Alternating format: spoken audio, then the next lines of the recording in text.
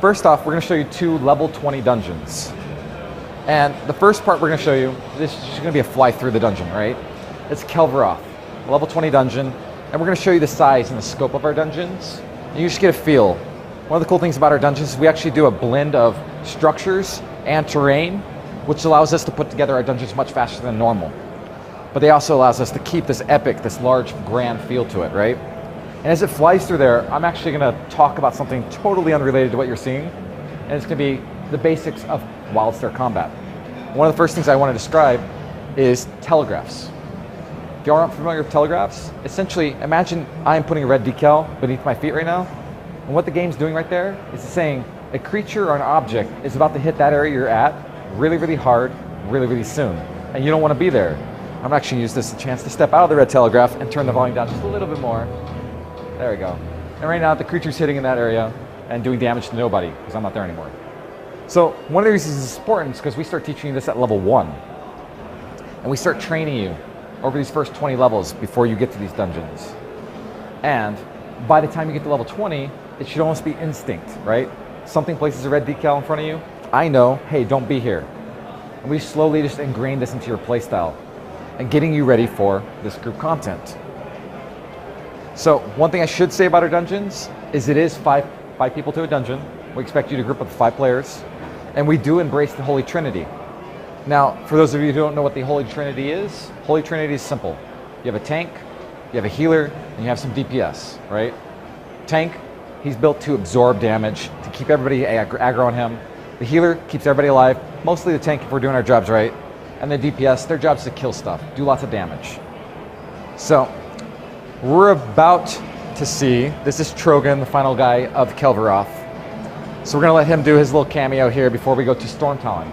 We're actually going to show you all the major boss fights from Stormtalon. I'm going to walk you through some of the mechanics and how we've trained the player from level 1 through level 10 to level 20 to be prepared for what they're about to experience.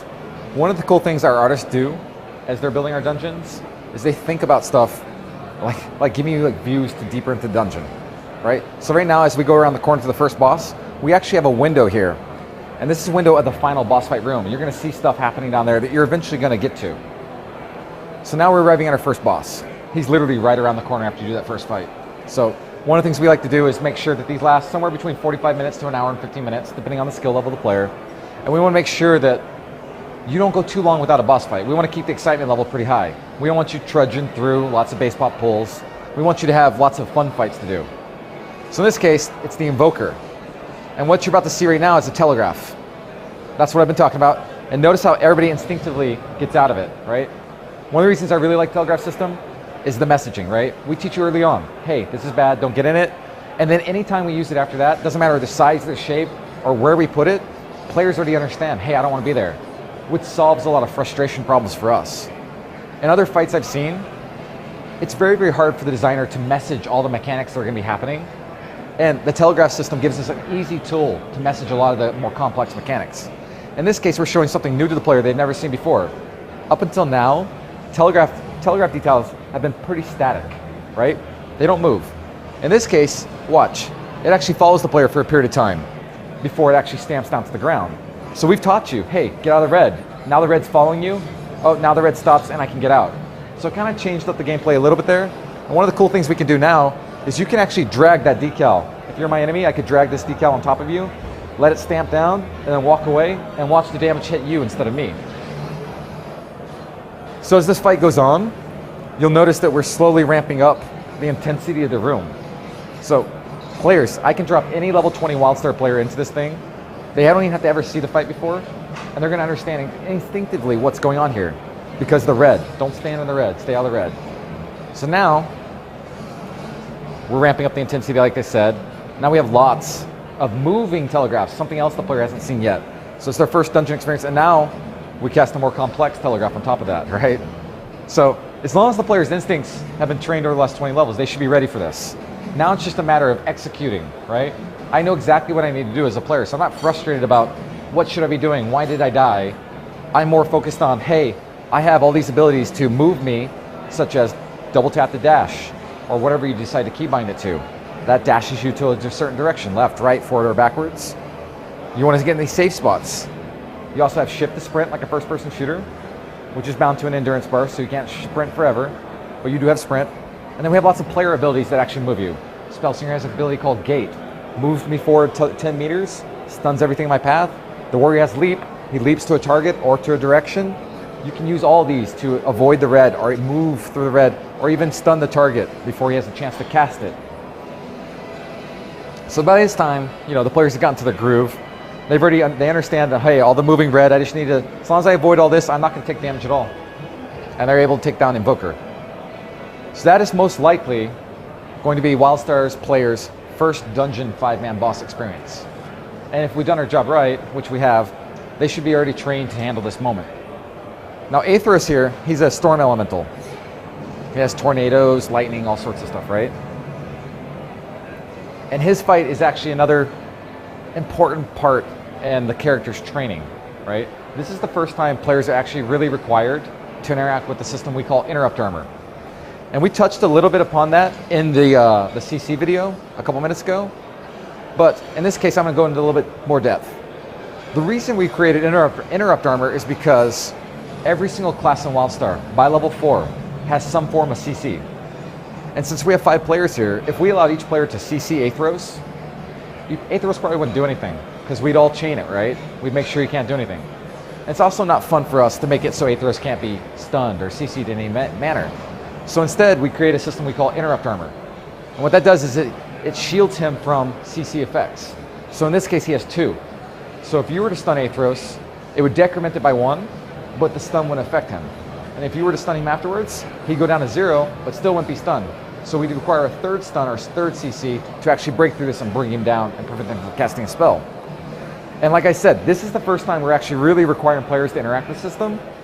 And what's happening right now is Aethros vanished, summoned some help, now he's back, he's going to whisk everybody away, and now he's going to start casting a powerful spell, right? And create a gauntlet. So it's going to take him 20 seconds to finish this spell. If he finishes this spell, players are most likely going to die. So our players have to navigate through this gauntlet of tornadoes and lightning. And they all have to time their stuns right about the same time to bring him down, prevent him from casting that spell. Now, since this is the first time you're introduced to interrupt armor, or expected to interact with it, we give it about a 5-second window. It takes him 20 seconds to cast the spell. What I mean by a 5-second window is that if you stun him first, okay, the 5-second window starts. Then we need 2 more stuns within that 5-second window to prevent him from casting that spell. Later on, as players get used to the system, we might shorten that window. It's easy for us to change just on a per creature basis. But for Aethros, we like to go pretty high because it's the first time you're seeing it. So now they should be killing Aethros any second now. There we go.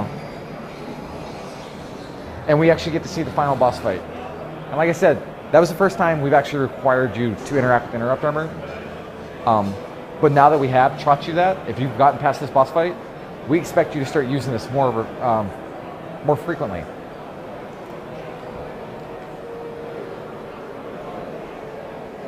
This is the incubator. This is the entire reason you were sent over here.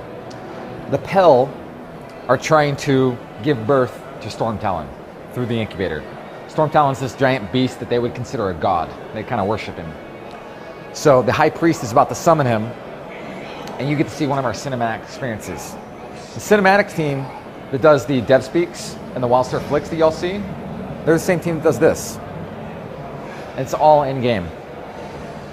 And the cool thing about this is we're just taking control of your camera and moving it for you, right? At any point I can hit escape, go back to my character, and I'm seeing this event play out in real time in the game. So remember how I said interrupt armor is going to be very important? From the get-go, it's very important in this fight.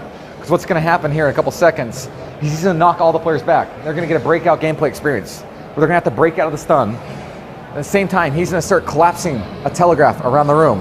And as he casts a spell, it's collapsing in, everybody's running in, he has interrupt armor, so they're all going to time their DCs at the same time, prevent him from actually enclosing the entire room. So they were able to overcome that, but also at the same time, throughout the fight, his scales are becoming energized. And once he's fully energized, he's going to have to unleash this energy on the players. So he's going to rear up on his hind legs here, start channeling lightning bolts at random targets throughout the room. And that's going to actually maintain, there's going to be persistent red decals. They do dissipate over time, but this creates a changing dynamic environment that I might have to avoid going forward. And then finally, he has an ability we call lightning rod. And this, he actually creates a telegraph on a certain player with a safe area around them. What happens then is that you guys, if he creates it on me, have to move into my safe area. But at the same time, Storm Talon's casting a lightning bolt on me, which means I have to move to stay alive, which means y'all have to move with me. So it's the same old messaging, the same thing we've taught the player over the last 20 levels, but it's new, and that a new way for us to use this. So this time, he's actually choosing the warrior, which is lucky for this group, because warrior, he's your tank. High armor, high resist, high HP. He's not even gonna bother moving. He's like, hit me with your lightning bolts. I can take them, which makes it really easy for the rest of the group. So there's DPSing him during this part. So that was just lucky on their part. And this time, he's actually gonna choose that Chua Spellsinger in the bottom right-hand corner of the screen. Spellsingers barely have any armor at all, no resist. And so he's not gonna be able to take the lightning bolts. So he's gonna start moving to the left. And one thing we've done, when we first started playing Storm Talon, when we first created him like this, it was chaotic in that, we knew what we had to do. We knew we had to stay in the safe area, and we knew the person in the safe area had to move, to stay alive. But we found a hard time, we had a hard time because we were still inexperienced, staying with the player. So we started communicating with each other. And we say, hey, if you're the subject of Lightning Rod, you need to move counterclockwise. And you need to be close enough to Storm Talon so the DPSers can continue DPSing even while we're moving. So it's just another layer. As we learned to fight, we became better and better at it. But the nice thing about it is that it's still using the same telegraph system. So we instinctively knew what to do from the get-go. We just had to figure out a way to execute upon it.